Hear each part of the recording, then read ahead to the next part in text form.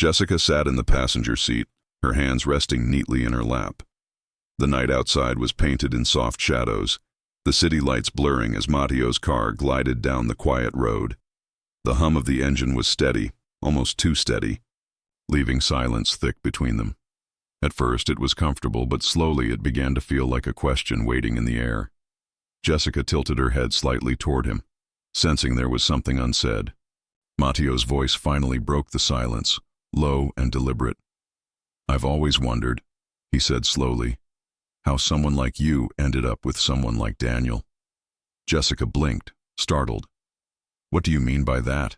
she asked, her voice soft but sharp with curiosity. His hands gripped the wheel lightly as he stole a glance at her.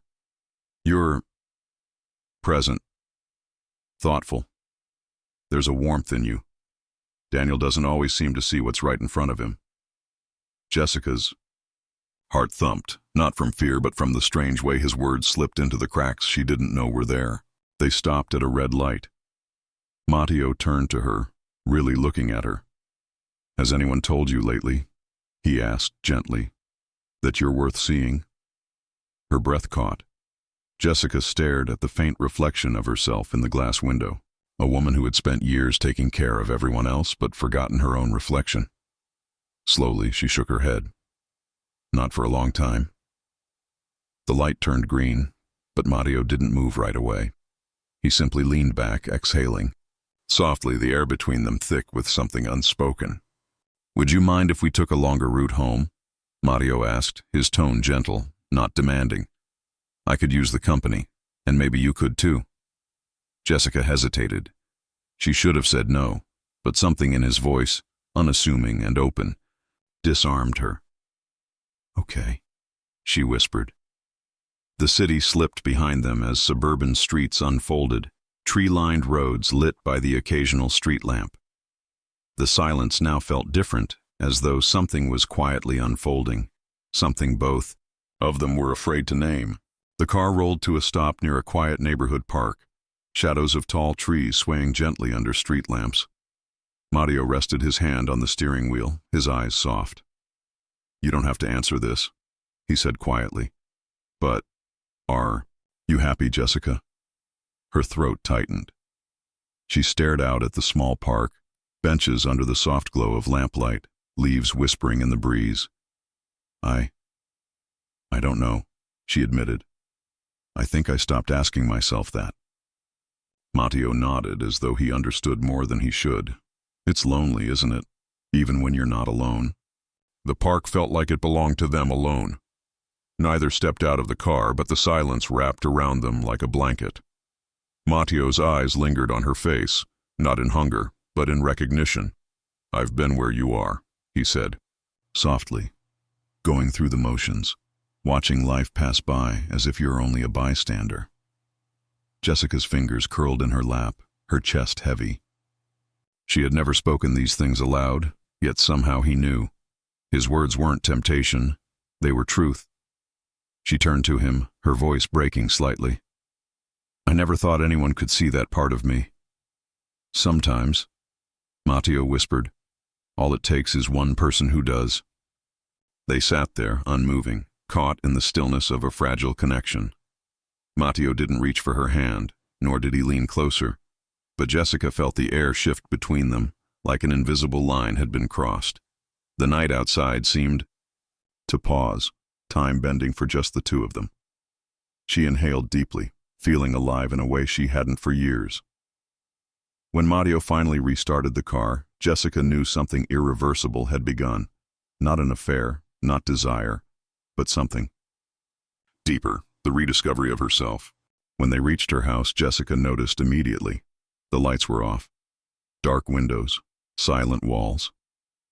Daniel wasn't home. Matteo slowed the car, eyes on the driveway. "Your house looks so quiet," he said gently. Jessica's heart tightened. "He's probably still out, working late." But her voice lacked conviction. Matteo hesitated, then offered, "I could wait with you, just until he gets back." She should have said no, but the thought of stepping into that dark, Cold house alone felt unbearable. "I'd like that," she admitted softly. Inside the car, the silence grew thick again, but this time it was tender. Matteo's voice broke through. "Jessica, can I ask you something personal?" She nodded slowly. "Do you ever miss being touched? Not just physically, but emotionally. Being held in a way that makes you feel you matter." Her breath caught, eyes brimming with tears. "All the time," she whispered. "I just stopped admitting it to myself." Matteo's expression softened, his tone steady. "If I were your husband, I'd never let you go to bed without reminding you how extraordinary you are." The weight of his words sat heavy, but not like a burden, more like a truth finally spoken aloud. Jessica exhaled shakily. "I used to think needing that made me weak," she said. "But maybe I've just been strong for too long." Matteo gave a pained smile. "Being strong doesn't mean going without love." Her heart trembled. Slowly, almost without realizing, Jessica reached across the space between them and placed her hand gently on his. He didn't pull away. Instead, he turned his palm upward and held it, not with urgency, but with reverence. In that simple gesture, Jessica felt something open inside her, a door she thought had been closed forever. When the moment finally ended, Matteo started the car again and pulled slowly toward her driveway. He didn't rush, as if reluctant to let the night close. Once parked, he turned to her, his expression calm, yet filled with unspoken weight. "I'll walk you to the door," he said softly. Jessica hesitated but nodded. The night air was cool as they stepped out. He didn't touch her, didn't lean in, didn't cross that invisible boundary, but he waited until she unlocked the door, until she stepped safely inside. Jessica lingered against the closed door, heart thundering, knowing she had been seen, truly seen, for the first time in years. Inside, silence pressed heavy. Jessica leaned against the wooden door, breath uneven. The house felt colder than usual, emptier somehow. She climbed into bed but couldn't close her eyes. The echo of Matteo's voice, "Do you ever miss being touched?" played over and over in her mind. When Daniel finally returned at 2 a.m., fumbling with keys, his footsteps heavy with alcohol, he collapsed on the couch downstairs. He didn't come upstairs. He didn't ask about her. Jessica stared at the ceiling in the dark, realizing just how long it had been since she had felt chosen. The next morning, Jessica moved through the motions. Coffee brewing, breakfast laid out, the smell of burnt toast in the air. Daniel sat at the table, newspaper in hand, eyes glazed from the night before. "Sorry about last night," he muttered. "That kid Steve bought tequila. You know how it goes." Jessica gave a polite smile, but inside she felt hollow. He didn't ask how she got home. He didn't notice the quiet distance between them. The silence wasn't new. But now, after last night, Jessica heard it differently. It wasn't peace. It was absence. Days passed in a blur of chores and small talk. Yet Jessica felt like she was still sitting in Matteo's car. His question lived in her chest. "Are you happy?" On Thursday morning, her phone buzzed. A simple message. "Matteo, would you have lunch with me?" No pressure, just company. Jessica stared at the screen, her heart fluttering. She typed slowly, "Me? Where?" He replied almost instantly with the name of a small cafe tucked away on a quiet street. Jessica hesitated, then caught sight of herself in the mirror. For the first time in years, she brushed on light makeup, fastened earrings she hadn't worn in ages, and chose a blouse that made her feel alive. The cafe smelled of coffee and freshly baked bread. Only a handful of tables filled the cozy space. When Jessica entered, Matteo stood immediately, his eyes lighting softly. "You look beautiful," he said, and for once she didn't deny it. She felt it. They sat together, talking not about forbidden things but about books, seasons, and time. Matteo spoke about losing his wife years ago, his grief soft but still lingering. Jessica shared stories of her early years with Daniel, laughter, now replaced by quiet. He listened, really listened, and in his presence, she felt something stir awake inside her. Their laughter faded into a comfortable silence.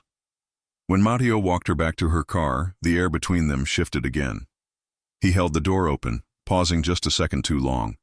Jessica turned to thank him, and suddenly their foreheads brushed, lingering in a fragile closeness neither had planned. His hand rested just above her elbow, hers found the side of his face. They didn't kiss, but everything about it felt like the beginning of one. Jessica's breath trembled. Matteo pulled back just slightly, voice low and careful. "Jessica, if there's ever a day you want more than words, I'll be here." She couldn't answer, so she simply nodded, her heart racing. Jessica drove home with her thoughts spinning. The radio hummed softly, but she barely heard it. When she opened the front door, Daniel was on the couch, television blaring, half a beer in hand. He barely glanced at her. "You were gone long," he muttered. "I had lunch with a friend," she replied quietly. He didn't ask who, didn't even lower the volume. Jessica stood there for a moment, realizing the heartbreaking truth. She could disappear for hours, and Daniel wouldn't notice. But Matteo had noticed every small detail, every silence, every ache. The days that followed felt strange. The routines remained the same. Dinners, chores, polite words. But Jessica was no longer blind to the absence of affection. Silence now screamed. The lack of touch burned. Once she had started to feel again, there was no going back. One evening over dinner, she tested the waters. "I'm going to visit my sister next weekend," she said. Daniel nodded without looking up from his plate. "Tell her I said hi." That was it. No questions, no offer to come along, not even a flicker of concern. Jessica lowered her fork, her chest hollow. She realized then she could leave, and Daniel would never chase after her. Friday morning, Jessica packed a small bag. Daniel sat half watching the TV, mumbling something about a game and whether there was enough beer in the fridge. Jessica kissed his shoulder lightly, more out of habit than affection, and walked out the door. As the car engine purred to life, she felt clarity instead of guilt. For once, she wasn't leaving to meet someone else's needs. She was leaving to find her own. She didn't call Matteo, didn't plan. She simply drove, letting the roads guide her heart. Jessica spent the first night at her sister's. They drank wine late into the evening, laughter spilling easily for the first time in weeks. Her sister studied her carefully, then smiled knowingly. "You look different, Jess." Lighter. "What's going on?" Jessica paused, a faint smile touching her lips. "I'm remembering who I am." Her sister didn't press. She simply clinked her glass against Jessica's, and they drank in quiet celebration of something unnamed but deeply felt. That night, Jessica slept peacefully, her dreams filled not with loss, but with possibility. On the second evening at her sister's, Jessica's phone lit up. Matteo. Her heart skipped. She hesitated, then answered. "Are you safe?" he asked softly, relief in his voice. "Yes," she whispered. "I just needed space." There was silence. Then his words came low and steady. "You deserve more than space, Jessica. You deserve to feel alive." Her chest tightened. She hadn't realized how much she'd been waiting to hear those words. Not just from him, but from anyone. And for the first time, she believed them. The next morning, Matteo suggested they meet at the park. She agreed. When she arrived, he was already there, leaning against a bench beneath a canopy of trees. They walked slowly, talking about small things, the way the leaves were starting to change, the sound of children playing nearby, the way the air smelled faintly of autumn. But beneath the small talk pulsed something deeper. At one point, their hands brushed, and this time neither pulled away. Fingers interlaced naturally, quietly, like two pieces that had always belonged together. Jessica felt warmth bloom in her chest, not reckless, but steady and sure. They sat on a bench, silence wrapping them like a cocoon. Matteo turned to her, his gaze steady. "I know you're still tied to him," he said gently, "and I don't want to be the reason you break. But Jessica..." He paused, choosing his words carefully. You deserve more than being invisible, and I want to be the one who sees you. Jessica's eyes stung. For years, she had begged silently for Daniel to see her. For once, someone not only saw, but cherished. Her voice shook as she whispered, "Mario, I don't know what comes next, but I know this. When I'm with you, I feel like myself again." Their foreheads touched once more, but this time it wasn't hesitation. It was promise. By Sunday evening, Jessica returned to the house she once called home. Daniel barely looked up from the television as she entered with her small bag. "How is your sister?" he asked. "She's fine," Jessica replied. But inside, something had shifted forever. She moved through the rooms, seeing them with new eyes, not as a sanctuary, but as a shell. That night, she lay in bed, staring at the ceiling, realizing she had a choice to make. Not between two men, but between living numb and living true. For the first time in years, she felt strong enough to choose herself. A week later, Jessica stood at the threshold of Matteo's home. He opened the door, surprise flickering into quiet joy. She carried no bag, no rehearsed words, only herself. "I'm not here to escape," she said softly. "I'm here because I've found me again, and I want to share that with you." Matteo's smile was tender, almost reverent. He stepped aside, allowing her in, not as a savior, but as a companion. Jessica walked past the doorway, feeling the weight of years lift from her shoulders. In that moment, she rediscovered the woman she thought she had lost, alive, open, and ready to love again.